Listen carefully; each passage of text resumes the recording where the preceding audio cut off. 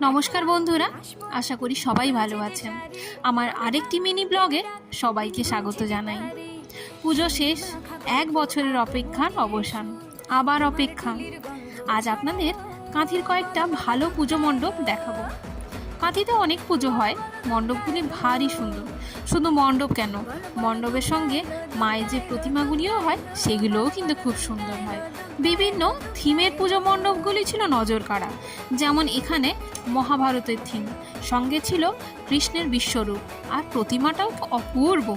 আবার কোথাও ছিল রাজস্থানের শীষ মহল, ছোট ছোট কাঁচের টুকরো দিয়ে সাজানো হয়েছিল মণ্ডপের অন্তঃসজ্জা ও পুরো প্যান্ডেল।